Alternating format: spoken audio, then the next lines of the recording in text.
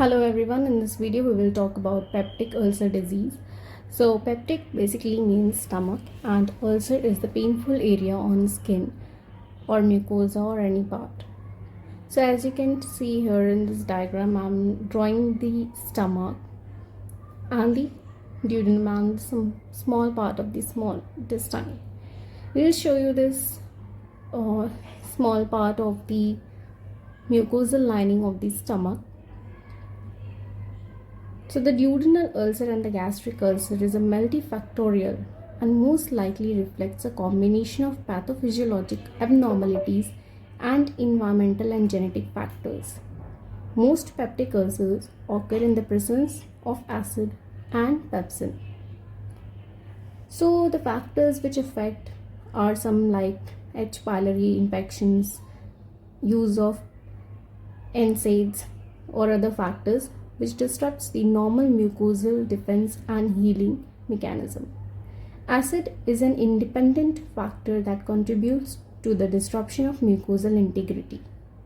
Increased acid secretion has been observed in patients with duodenal ulcers and gastric ulcers, which usually have normal or reduced rate of acid secretion. So alteration in this mucosal defense induced by the factors produces the ulcer formation.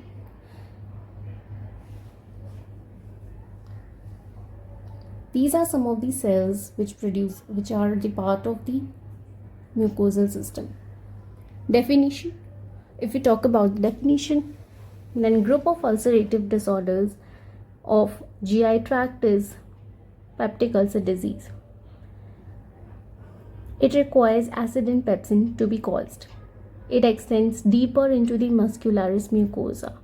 And factors as already told is H. pylori associated, NSAIDs, stress related or Zollinger-Ellison syndrome. Clinical presentation is abdominal pain described as burning, pain present as vague discomfort, abdominal fullness or cramping. Nocturnal pain which awaken patients from sleep.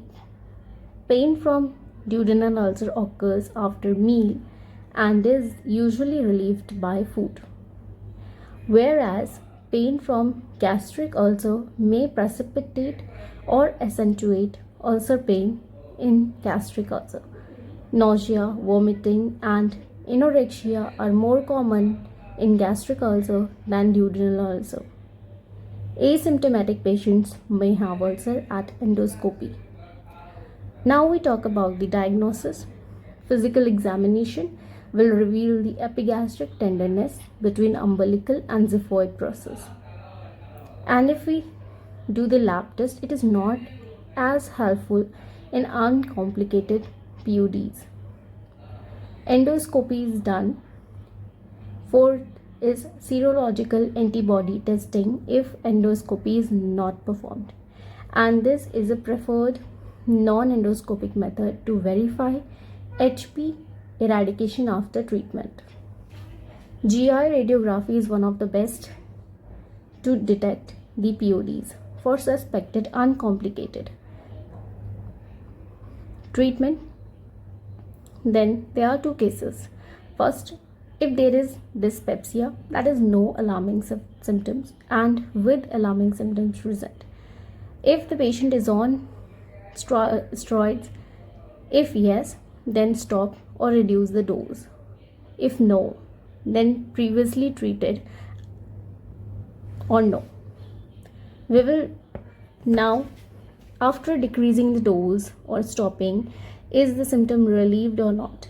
If not relieved, then initiate H2RA and PPI, that is histamine receptor antagonist and proton pump inhibitor. And in case of alarming symptoms, we will do endoscopy and test for all etiology. What we will do is discontinue NSAIDs, treat H. pylori eradication regimen, switch to COX-2 inhibitors and treat with PPI, antibiotics and co-therapy with misoprostol. First line eradication therapy. There are 3 drug regimen for the PUDs. First 2 are the antibiotics, that is clarithromycin and amoxicillin. Third is metronidazole. Second line treatment we will give the histamine 2 receptor antagonist, that is sucralfate, proton pump inhibitor in case of high risk patients. Now, this is all about beauty. Thank you.